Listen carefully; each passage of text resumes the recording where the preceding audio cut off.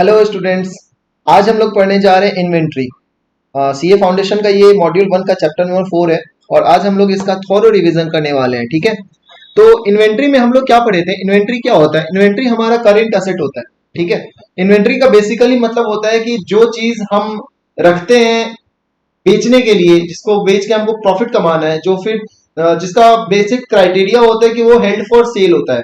ठीक है, held for sale और held for use in production और एज कंजम्पशन और लाइक स्टोर आइटम वगैरह वगैरह। तो ये बेसिक आपका रिक्वायरमेंट है इन्वेंट्री का।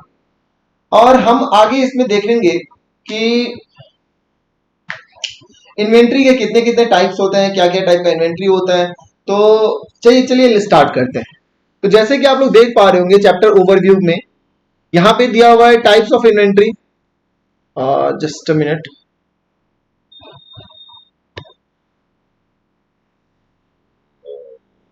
हाँ, यहाँ पे आप देख पा रहे हो ये टाइप ऑफ इन्वेंट्री। तो दो केस ऑफ कंसर्न, दो टाइप ऑफ बिजनेस की बात कर रहे हैं यहाँ पे, मैन्युफैक्चरिंग और एक ट्रेडिंग। तो मैन्युफैक्चरिंग क्या होता है? मैन्युफैक्चरिंग वो बिजनेस होता है जिसमें हम कुछ बनाते हैं और फिर उसको बेचते हैं। ठीक है, मतलब किसी भी तरह का कोई चेंज करते हैं, हम रॉ मटेरियल खरीद के लाते हैं और फिर उसमें कोई चेंज करते हैं और तब उसको हम बेचते हैं, तो वो मेरा मैन्युफैक्चरिंग कंसर्न होता है। और अगर हम कुछ सीधा खरीद के बेचते हैं तो हमारा ट्रेडिंग कंसर्न होता है। और तीसरा भी एक टाइप होता है बिजनेस का जिसको कहते हैं सर्विस सेक्टर, मतलब जिसमें एक प्रोफेशनल होता है, वो सर्विस प्रोवाइड करता है। तो हम लोग यहाँ पे उसकी बात नहीं कर रहे, आप लोग जब हायर लेवल पे पढ़ोगे तब सर्विस सेक्टर भी इन्वॉल्व हो जाएगा इन्वेंट्री में। ठीक है, फिलहाल अभी क्या पढ़ना है? अभी हम लोग को सिर्फ मैन्युफैक्चरिंग कंसर्न और ट्रेडिंग कंसर्न में क्या क्या इन्वेंट्री होते हैं हम लोग को सिर्फ उतना पढ़ना है। ठीक है, तो चलिए स्टार्ट करते हैं। तो जैसे कि आप लोग देख पा रहे हो, मैन्युफैक्चरिंग में रॉ मटेरियल है, वर्क इन प्रोग्रेस है, फिनिश गुड्स है, स्टोर्स एंड स्पेयर्स और पैकिंग पैकिंग मटेरियल है। हम लोग आज एक एक करके हर आइटम को समझेंगे कि रॉ मटेरियल क्या होता है, वर्क इन प्रोग्रेस क्या होता है, फिनिश गुड्स क्या होता है, स्टोर्स एंड स्पेयर्स क्या होता है, पैकिंग मटेरियल क्या होता है, और ट्रेडिंग कंसर्न के केस में सिर्फ एक चीज है, ट्रेडेड गुड्स, वो क्या होता है। तो चलिए स्टार्ट करते हैं। रॉ मटेरियल पे आते हैं। तो रॉ मटेरियल क्या होता है? तो हम कह रहे हैं कि रॉ मटेरियल वो होता है जिसको प्रोसेस करने के बाद, जिसमें कुछ चेंजेस करने के बाद, जिस चेंज से उस मटेरियल की, उस रॉ मटेरियल की यूटिलिटी बढ़ जाती है उससे। अब यूटिलिटी क्या होता है? Want satisfying capacity. अगर किसी भी, अब जैसे ये पेन है, ये पेन है, ये एक फिनिश गुड्स है। ये क्या है? ये हमारा फिनिश गुड्स है, मतलब ये अब रेडी टू यूज है। इसका जो डिजायर्ड यूज है वो अब ये अपना यूटिलिटी प्रोवाइड करने के लिए रेडी है, तो इसको हम बोलते हैं फिनिश गुड्स। ठीक है, मतलब अब इसको कंज्यूमर एंड कंज्यूमर जो वो इसको यूज कर सकता है। बट जब ये मेटल का शीट रहा होगा, जब ये प्लास्टिक का शीट रहा होगा, तब क्या हम इसको यूज कर सकते थे? नहीं। उस शीट में कुछ चेंजेस किए गए, कुछ टेक्निकलिटी ऐड की गई, कुछ फीचर्स ऐड ऑन किए गए, उसके बाद इसकी यूटिलिटी बढ़ गई, इसका पर्पस डिसाइड हो गया कि अब पेन की तरह यूज किया जा सकता है। तो हम वही बात कर रहे हैं। तो जब तक ये प्लास्टिक का शीट या मेटल का शीट था ना, तब तक ये क्या था? रॉ मटेरियल था। जब ये प्लास्टिक से पेन बन रहा था तो बीच के रास्ते में ये क्या था? बीच के रास्ते में ये वर्क इन प्रोग्रेस था। और जब ये फाइनली पेन बन गया, तो जब ये रेडी टू यूज है, अब ये बेचने के लिए तैयार है, अब ये रेडी फॉर सेल है, तो फिर इसको क्या बोलेंगे? फिनिश गुड बोलेंगे। कोई दिक्कत नहीं होनी चाहिए। चलिए, तो बेसिकली एक प्रोडक्शन का जो प्रोसेस होता है ना मैन्युफैक्चरिंग कंसर्न में, वो रॉ मटेरियल से स्टार्ट होके फिनिश गुड्स पे आके खत्म होता है। ठीक है, और फिर उसके बाद हम लोग फिनिश गुड्स को सेल करते हैं। नेक्स्ट है हमारा stores and spheres. Stores and spheres क्या होता है? एक सेकंड। स्टोर्स एंड स्पेयर्स क्या होता है कि ड्यूरिंग प्रोडक्शन करने के लिए बहुत बड़ी बड़ी मशीनें की जरूरत पड़ती है। अब बड़े बड़े मशीनें तो बड़ी बड़ी होती है, लेकिन वो चलती है छोटी छोटी छोटी छोटी नट बोल्ट पे, पेट्रोल पे, डीजल पे, फ्यूल पे, ये सब पे चलती है। तो पेट्रोल, डीजल, फ्यूल, वो स्पेयर पार्ट्स, वो सब मेरा क्या है? अब जैसे मशीन चलती है तो ये सब भी मेरा आइटम घिसता है ना, कंज्यूम होता है ना, तो इसको बोलते हैं कंज्यूमेबल्स। एक तरह का ये क्या है? कंज्यूमेबल आइटम है। तो हमारा जितना ज्यादा प्रोडक्शन होगा उतना ज्यादा ये कंज्यूम होगा। होगा कि नहीं होगा? तो ये सब चीज को हम बोलते हैं स्टोर्स एंड स्पेयर्स। क्या ये हमारा, क्या मशीन को भी हम इन्वेंट्री में डाल देंगे क्या? नहीं। मशीन क्या है? मशीन हमारा फिक्स एसेट है। मशीन हमारा सिर्फ इसी साल यूज होके खत्म नहीं हो जाएगा। मशीन को हम अगले साल भी यूज करेंगे, उसके अगले साल भी यूज करेंगे, उसके and so on. But stores and spheres क्या है? वो हर साल यूज होता रहेगा, फिर आएगा, फिर यूज होगा, फिर आएगा। मतलब कंज्यूमेबल आइटम है, उस बिना स्टोर्स एंड स्पेयर्स के कंजम्पशन के आप प्रोडक्शन नहीं कर सकते, तो इसीलिए इसको हम क्या बोलते हैं, इसको हम हमारा इन्वेंट्री बोलते हैं। ठीक है, जैसा कि आप लोग जानते हो इन्वेंट्री क्या होता है, इन्वेंट्री करेंट एसेट होता है। करेंट एसेट मतलब जिसको हम during the operating cycle of the business हम यूज करके खत्म कर दें। ठीक है, आई होप अभी तक सब कुछ क्लियर होगा आप लोग का। फिर हम आते हैं पैकिंग मटेरियल पे। पैकिंग मटेरियल क्या होता है, तो भैया अब एक बात बताओ, मैंने प्लास्टिक खरीदा था, प्लास्टिक से उसको प्रोसेस करके उसको पेन बना दिया, तो मेरा फिनिश गुड्स पेन बन गया। बनाने के बनाने के दौरान मेरा स्टोर्स एंड स्पेयर्स का यूज हो गया। ठीक है, अब एक बात बताओ, क्या मैं पेन को ऐसे ही बेच दूं, क्या बिक जाएगा क्या? नहीं ना, मशीन से जो पेन बन के निकली है वो तो एक एक करके निकली है, वो तो एक एक करके मैं ऐसे बेचूंगा नहीं, हमको तो उसको पैकिंग करना पड़ेगा कि नहीं करना पड़ेगा? जब तक मैं उसको पैकिंग नहीं करूंगा अच्छे से, उसको अच्छे से पैकेट में डालूंगा नहीं, मैं हर एक पेन मैं एक पेन का एक डब्बा में डालूंगा, फिर उस 10 डब्बे को एक कार्टून में डालूंगा, तो जब तक मैं ये पैकिंग नहीं करूंगा, मैं इसको अपने डिस्ट्रीब्यूटर तक, अपने कस्टमर तक कैसे पहुंचाऊंगा? नहीं पहुंचा पाऊंगा, या फिर अगर पहुंचाऊंगा तो एक अच्छा इंप्रेशन नहीं देगा, वो मेरे सेल पे इफेक्ट करेगा। तो इसलिए क्या करते हैं, हम अपने प्रोडक्ट को पैक करते हैं, और ये पैकिंग का जो प्रोसेस है उसका जो मटेरियल होता है, जैसे कार्टन, प्लास्टिक रैपर्स या फिर ऐसा कुछ भी होता है, वो हमारा क्या होता है, वो भी हमारा इन्वेंट्री का ही पार्ट होता है। ठीक है, तो बेसिकली ऐसे समझिए कि रॉ मटेरियल खरीदने से लेकर फिनिश गुड्स के पैकिंग होने तक आपका जो भी चीज लग रहा है ना वो बेचने के लिए, वो आपका सब कुछ इन्वेंट्री में आते जा रहा है। रॉ मटेरियल आया, वो जब आधे रास्ते में था तो डब्ल्यूआईपी में आया, फिर जब वो पूरा बन गया फिनिश गुड्स में आया, उसको बनाने में जो आपका नट बोल्ट या स्पेयर पार्ट्स या कंज्यूमेबल्स लगा वो आपका स्टोर्स एंड स्पेयर्स में आया, और फिर आपका जो पैकिंग के दौरान जो पैकिंग मटेरियल यूज करते हो वो आपका पैकिंग मटेरियल में आ गया। इसके बाद तो कुछ नहीं होता है, इसके बाद तो आपका सामान सीधा डिस्ट्रीब्यूटर या डीलर के पास पहुंच गया, और फिर वो आगे अपने रिटेल के पास बेच देता है, यही होता है प्रोसेस। तो ये पांचों आइटम हमारा इन्वेंट्री में आता है मैन्युफैक्चरिंग कंसर्न के केस में। ठीक है, फिर आता है हमारा नेक्स्ट ट्रेडिंग कंसर्न। अब ट्रेडिंग कंसर्न क्या होता है, तो ट्रेडिंग कंसर्न ऐसा कंसर्न होता है जो बना के नहीं बेचता है, वो खरीद के बेचता है। मतलब कहीं से खरीद के लाया, अपना मार्जिन ऐड किया और उसको सेल किया। समझ में आ रहा है?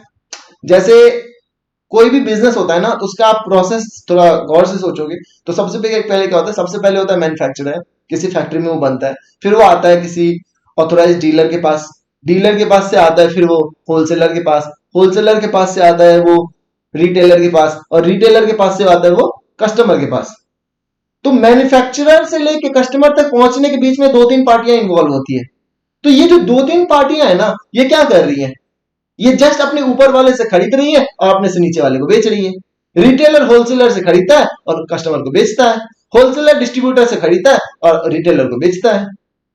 तो जहां जिस बिजनेस में सिर्फ खरीद ले और उसमें अपना मार्जिन ऐड करके आगे बेच दे रहे, बस टेक एंड पास कर रहे हैं, तो उसको क्या बोलते हैं, ट्रेडिंग कंसर्न। इस केस में उसका इन्वेंट्री क्या होगा, भैया जो सामान वो खरीद के ला रहा है, जितना बेच दे वो बिक गया, जितना नहीं बिका वो उसका इन्वेंट्री है।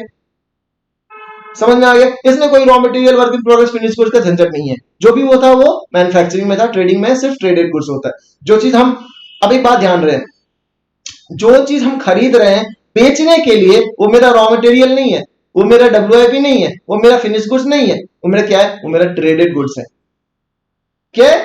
ट्रेडेड गुड्स है। और जो चीज हम खरीद रहे हैं बना के बेचने के लिए या उसमें किसी तरह का चेंज करके बेचने के लिए, तो वो मेरा क्या है, वो मेरा रॉ मटेरियल है। क्लियर? चलिए अब इसके आगे बढ़ते हैं। तो अभी तक हम लोग देखे ये कि इन्वेंट्री में होता क्या क्या है। अब हम लोग ये देखेंगे कि इन्वेंट्री का वैल्यूएशन कैसे करते हैं। इन्वेंट्री का, इसमें आने से पहले 1 मिनट का एक्सप्लेनेशन मैं यहां पे देना चाहूंगा। इन्वेंट्री का वैल्यूएशन कैसे करते हैं, देखिए, आई होप देख पा रहे होंगे, बेसिस ऑफ इन्वेंट्री वैल्यूएशन दिया हुआ है, दिख रहा है? चलिए, इन्वेंट्री का वैल्यूएशन करने का मतलब क्या हुआ यहां पे, तो इन्वेंट्री के वैल्यूएशन करने का मतलब क्या हुआ यहां पे कि इन्वेंट्री को आप अपने बुक्स में किस तरह से दिखाओगे। तो हमारा जो अकाउंट्स है ना, वो एक रूल बोलता है, वो बोलता है कि आप अपने इन्वेंट्री को, ऑब्वियसली बात है भाई, बिल्डिंग को आप किस किस प्राइस पे दिखाते हो। तो जितने में आप खरीद के लाते हो उतने में बिल्डिंग को दिखा देते हो। मशीनरी को कैसे दिखाते हो? जितने में आप खरीद के लाते हो उसको दिखा देते हो। इसको तो बोलते हैं कॉस्ट मेथड, मतलब हिस्टोरिकल कॉस्ट अप्रोच। इस कॉस्ट मतलब हुआ कि आप जितने में खरीद के लाए हो बस उतने में दिखा दो। लेकिन इन्वेंट्री के केस में ये rule as it is follow नहीं होता, एज इट इज फॉलो नहीं होता। इन्वेंट्री के केस में क्या होता है कि अकाउंट्स हमारा इंस्टीट्यूट बोलता है कि इन्वेंट्री का जो वैल्यूएशन होगा ना वो कॉस्ट और NRV, NRV stands for net realisable value, cost और NRV whichever is lower, इसमें से जो कम होगा उस पे उसको वैल्यूएशन किया जाएगा, उस पे उसका वैल्यू होगा और वो उस अमाउंट पे जिस पे जितना उसका वैल्यू निकलेगा उस अमाउंट पे वो हमारे बैलेंस शीट में रिफ्लेक्ट करेगा। Am I clear? अब इसका क्या लॉजिक है? इसका लॉजिक ये है कि आपका आपने एक मेथड कॉन्सेप्ट पढ़ा होगा अकाउंट्स में, कंजर्वेटिज्म, कंजर्वेटिव प्रूडेंस।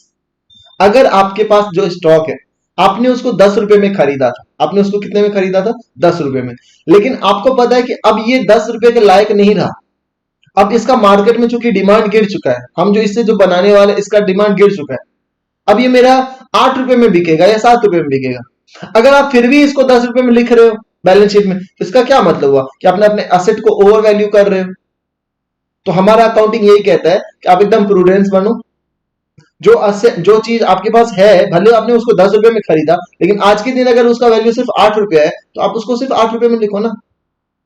8 रुपया क्या है यहाँ पे? 8 रुपया यहाँ पे नेट रियलाइजेबल वैल्यू है।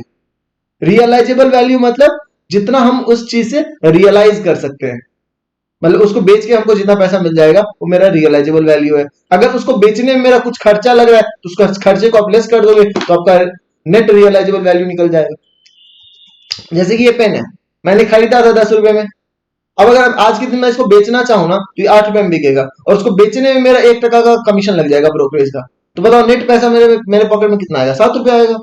तो यहाँ पे 7 रुपए क्या है? नेट रियलाइजेबल वैल्यू है। कैसे निकला? Realisable value minus cost to sell. Cost to sell मतलब जितना मेरे को बेचने में खर्चा लगा वो लेस करने के बाद जो मेरा वैल्यू आता है वो मेरा एनआरवी है। तो यहीं पे यहाँ पे यही रूल है कि आपके इन्वेंट्री का जो कॉस्ट है और जो एनआरवी रहेगा दोनों में से जो कम रहेगा उस पर आप इसको वैल्यू करेंगे। समझ में आ गया? कोई दिक्कत नहीं। अब हम लोग आगे बढ़े, वैल्यूएशन समझ में आ गया कैसे वैल्यू करेंगे। अब एक बात बताओ, वैल्यूएशन करने के लिए दो चीज सबसे ज्यादा जरूरी है, एक कॉस्ट और दूसरा एनआरवी। मानते हो कि नहीं मानते हो? एनआरवी निकालना तो ठीक है, एनआरवी कैसे निकलेगा? वो मार्केट से डेटा लेके निकलेगा। कॉस्ट निकालेंगे कैसे? अब यहाँ पे पहला मुद्दा क्या आता है कि कॉस्ट कैसे निकालेंगे। तो कॉस्ट किसी भी चीज का कैसे निकालेंगे, हम लोग क्या कॉस्ट लेंगे, ये देखने के लिए हम लोग हर आइटम बाय एक एक आइटम करके डिस्कस करेंगे, क्योंकि दुनिया में बहुत तरह का बिजनेस है, बहुत तरह की इन्वेंट्री है, बहुत तरह का स्टॉक है। ऐसे कोई हार्ड एंड फास्ट रूल नहीं बना सकते जो सब कुछ को कवर कर ले, नहीं, ऐसा हो ही नहीं सकता, प्रैक्टिकली पॉसिबल ही नहीं है। तो आइए देखते हैं कि क्या क्या मेथड प्रिस्क्राइब किए गए हैं, कौन कौन से मेथड से किस किस चीज का वैल्यूएशन निकलेगा। तो चलिए अभी हम लोग देख रहे हैं इन्वेंट्री वैल्यूएशन टेक्निक। दिख रहा है सबको? दिख रहा है इन्वेंट्री वैल्यूएशन टेक्निक? ये हमको सिखाएगा कि किस तरह से इन्वेंट्री का वैल्यूएशन होगा। तो पहला क्या बोलता है? Cost method. दूसरा बोलता है non historical cost method. Historical cost method बोलता है और नॉन हिस्टोरिकल कॉस्ट मेथड वो होता है, ये बोलता है, ये मेथड हिस्टोरिकल कॉस्ट मेथड हमसे ये कहता है कि इन्वेंट्री का जितने में आप खरीदे हो ना उसी पे उसका वैल्यूएशन किया जाएगा। मतलब आपको इन्वेंट्री खरीदने में जितना पॉकेट से पैसा गया ना अब उसको उतने में वैल्यूएशन किया जाएगा। ये कौन बोलता है? Historical cost method.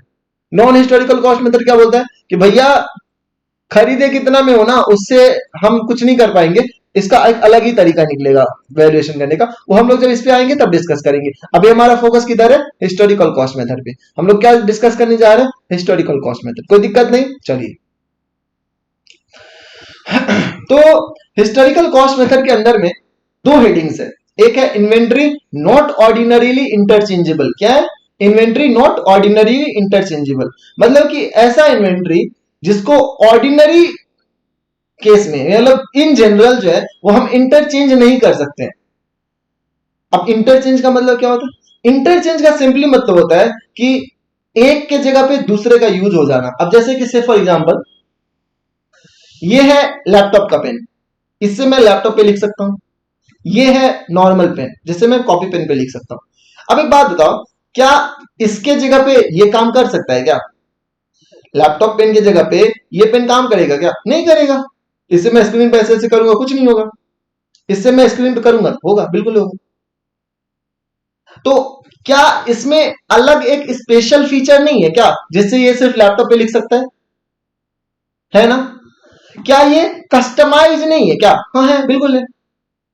क्या आप इसको इसके साथ फेरबदल कर सकते हो? नहीं कर सकते हो। अगर आप किसी दुकान पे जा रहे हो पेन खरीदने के लिए, और दुकान पे ये पेन रखा हुआ है और ये पेन रखा हुआ है, अगर आप दुकान वाले को बोलोगे ये पेन दीजिए, तो क्या आप, अगर वो ये पेन की जगह पे ये पेन दे दिया, तो आप मना करोगे कि नहीं करोगे? हाँ, बिल्कुल करोगे। अब यहीं पे अगर ये पेन है और दूसरा ये पेन है, दोनों सेम पेन है, कोई दिक्कत नहीं, दोनों एक साथ रखा हुआ है डब्बे में, कोई दिक्कत नहीं है। अब दुकान पे गए, बोले भैया ये पेन दीजिए, अब वो ये पेन की जगह पे ये पेन दे दिया, अब लो, ले लोगे, कोई दिक्कत नहीं। क्यों?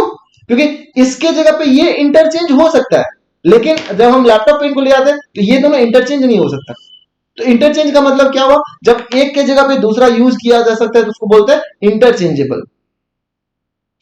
तो इस मेथड में हम क्या पढ़ेंगे कि ऐसे गुड्स, ऐसे इन्वेंट्री जो ऑर्डिनरी ऑर्डिनरी केस में, इन जनरल केस में इंटरचेंजेबल नहीं है, तो उस केस में हमारा मेथड क्या रहेगा वैल्यूएशन करने का इन्वेंट्री को। ओके। तो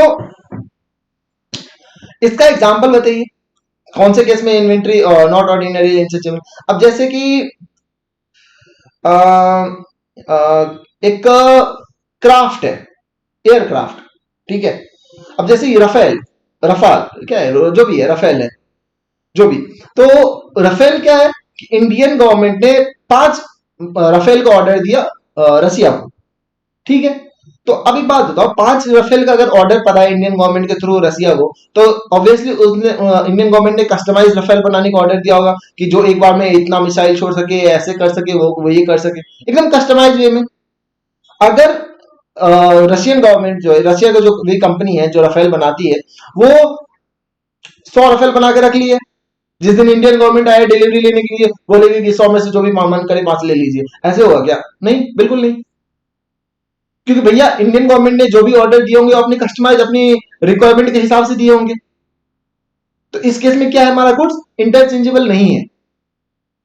समझ में आ रहा है? अब जैसे आप एक बाइक के शोरूम में जाते हो, क्या करते हो? अभी बाइक के शोरूम में जाते हो, ठीक है। आप बोलते हो कि भैया बाकी सब तो ठीक है, मान लो बजाज के बाइक के शोरूम में गए, बजाज आपको वहां पे उसने दिखाया कि ये सब बजाज के पल्सर अभी नए नए आए हैं, इतने सारे ले लीजिए भाई। आपने कहा कि नहीं भैया, हमको सुनिए, मेरी बात ऐसी है कि हमको ये सब बाइक नहीं चाहिए, हमको चाहिए एक अलग सुपर बाइक, जो कि हम चाहते हैं आप मेरे लिए बनाए। तो बोला ठीक है, मान गया बनाने के लिए। वो कुछ नहीं, बस बोला कि इसमें 500 सीसी का इंजन होना चाहिए, इतना मोटा सा टायर होना चाहिए, ऐसा ऐसा हेडलाइट होना चाहिए, ऐसा ऐसा लुक होना चाहिए, और अपनी आपने अपनी स्पेसिफिकेशन बता दी, और वो आपके हिसाब से आपका बना दिया, ठीक है।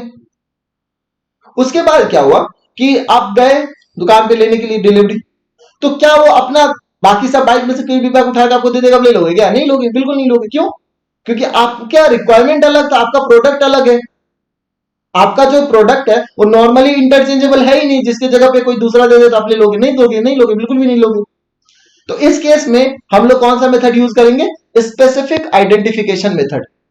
स्पेसिफिक आइडेंटिफिकेशन मेथड क्या बोलता है कि उस सुपर बाइक को बनाने में मेरा जितना खर्चा हुआ रहेगा ना, मेरा जितना कॉस्ट लगा रहेगा, उसमें हम सबको जोड़ देंगे, सबको ऐड कर देंगे, और फिर जो मेरा कॉस्ट टोटल निकलेगा वो मेरा हो जाएगा उसका कॉस्ट।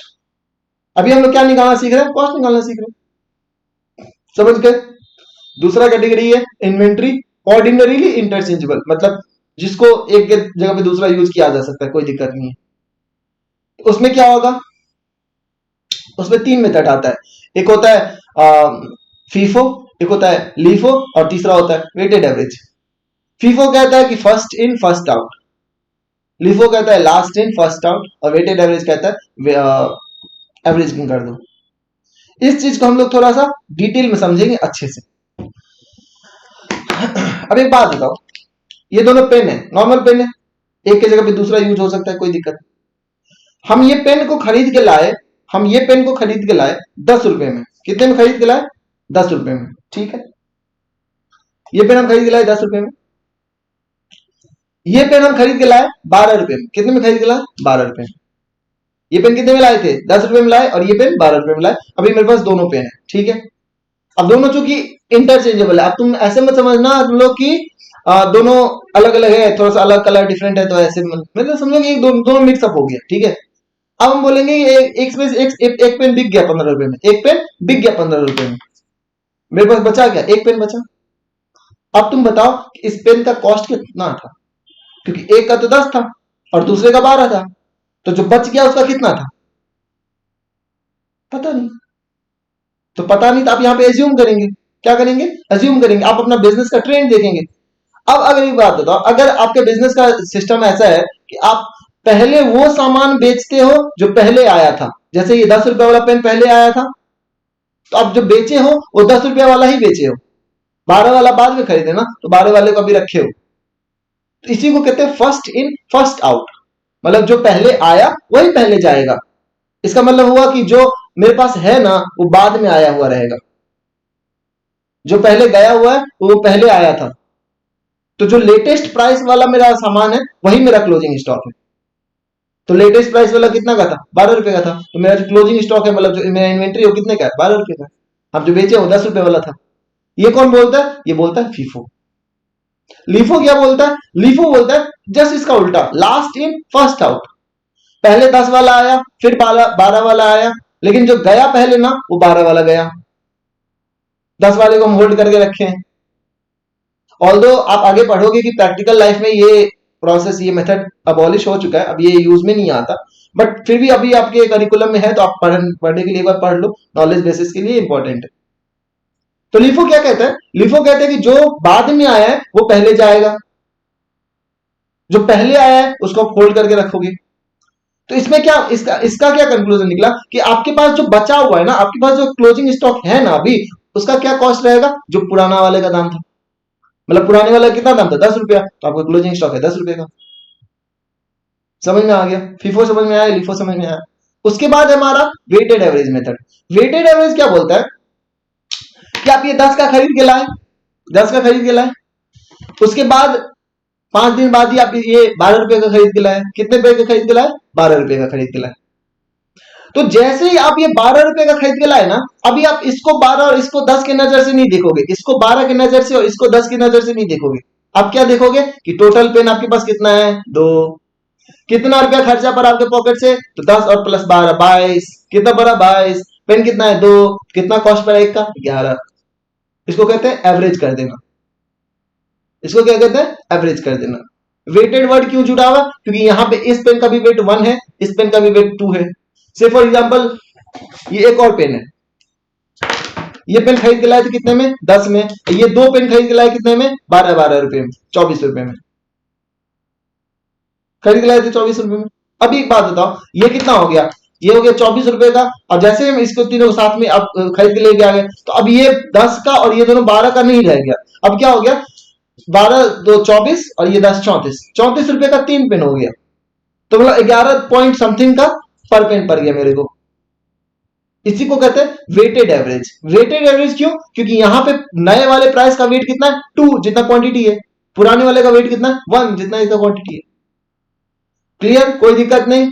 चलिए इस केस में क्या होगा, जो आपका वेटेड एवरेज प्राइस निकलेगा ना, वही आपका इशू प्राइस भी होगा, मतलब जितना रेट से निकाल दिया, और जो आपका क्लोजिंग स्टॉक होगा वो आपके वेटेड एवरेज रेट से मल्टीप्लाई कर दो क्वांटिटी को, वो आपका इन्वेंट्री का वैल्यू आ जाएगा। इस मेथड को कहते हैं वेटेड एवरेज प्राइस मेथड।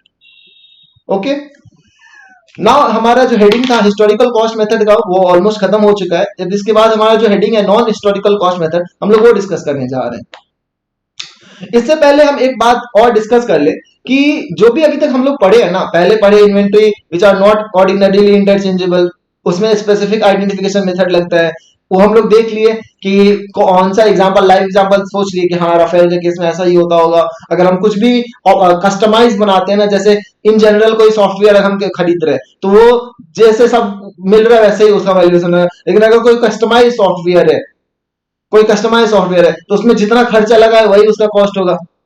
अगर वो ऑर्डिनरीली इंटरचेंजेबल है, तो भाई सबका कॉस्ट अलग अलग मेजर नहीं करेंगे, हम क्या करेंगे? फीफो मेथड यूज करेंगे, या फिर लिफो मेथड यूज करेंगे, या फिर weighted average price method use करेंगे।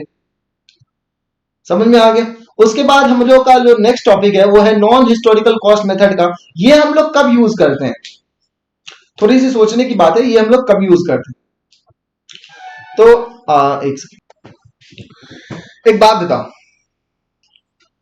अभी एक बात है कि नॉन हिस्टोरिकल कॉस्ट मेथड हम लोग कब यूज करते हैं।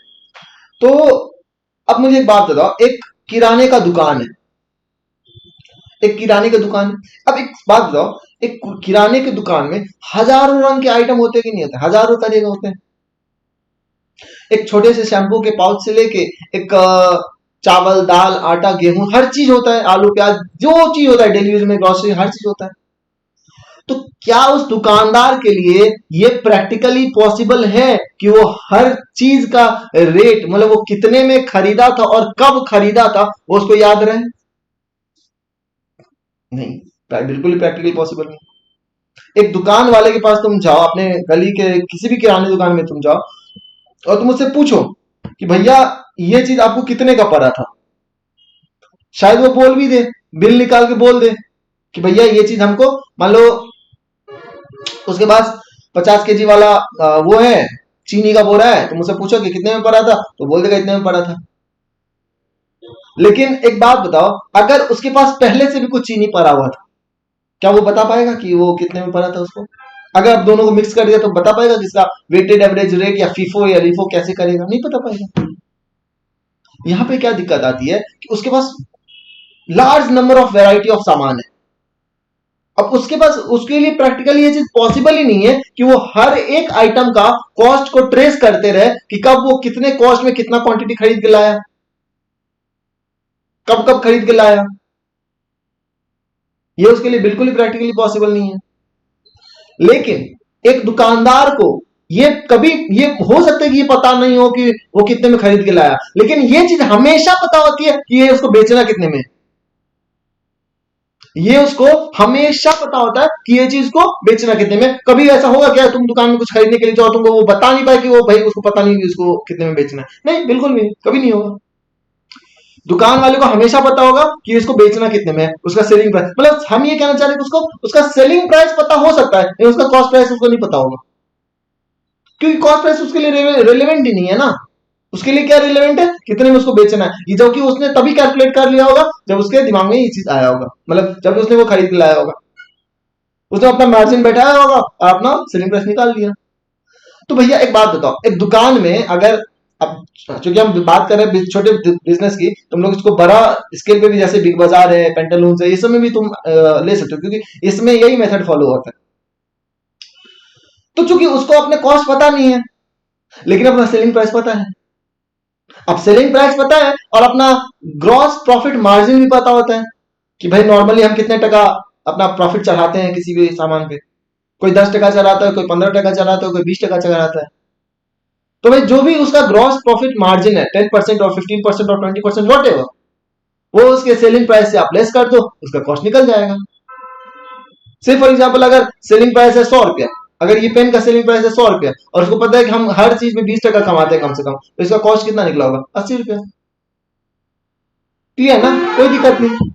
तो इस मेथड को कहते हैं एडजस्टेड सेलिंग प्राइस मेथड। यहां पे ये थोड़ा सा मिसप्रिंट है, एडजस्ट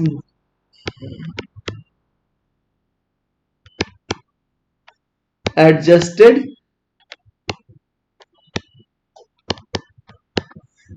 सेलिंग प्राइस। क्यों एडजस्टेड सेलिंग प्राइस क्यों कहते हैं? क्योंकि यहां पे हम सेलिंग प्राइस को एडजस्ट कर रहे हैं, सेलिंग प्राइस में ग्रॉस प्रॉफिट मार्जिन को लेस कर रहे हैं और तब हम कॉस्ट तक पहुंच रहे हैं।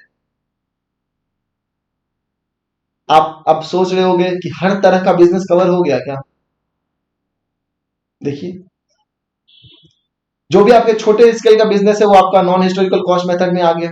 जो भी आपका बहुत बड़ा टाइप का बिजनेस है वो आपका इन्वेंट्री नॉट ऑर्डिनरी इंटरचेंजेबल में आ गया, और जो बीच के सारे बिजनेस है वो आपके इन्वेंट्री ऑर्डिनरी इंटरचेंजेबल में आ गए। और इस तरह से हमारा वैल्यूएशन टेक्निक खत्म होता है।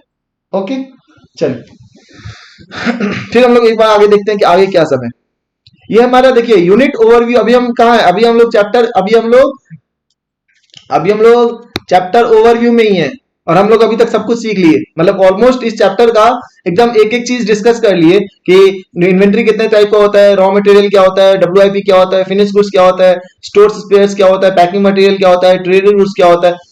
सब चीज समझ गए। फिर इन्वेंट्री का वैल्यूएशन कैसे होता है। इन्वेंट्री का वैल्यूएशन जो होता है वो हमारा cost and ROE whichever is lower पे होता है। फिर हम लोग देखें कि कॉस्ट की डिटर्मिनेशन कैसे होती है, कैसे कॉस्ट निकाला जाता है। ये देखो, ये दिया हुआ है ना, formula for determining cost of inventory, कैसे कॉस्ट निकाला जाता है। तो historical cost method, non historical cost method. Historical cost method में अगर इन्वेंट्री ऑर्डिनरीली इंटरचेंजेबल है तो क्या करेंगे, तब ये तब हम फीफो लगाएंगे या लीफो लगाएंगे या वेटेड एवरेज लगाएंगे।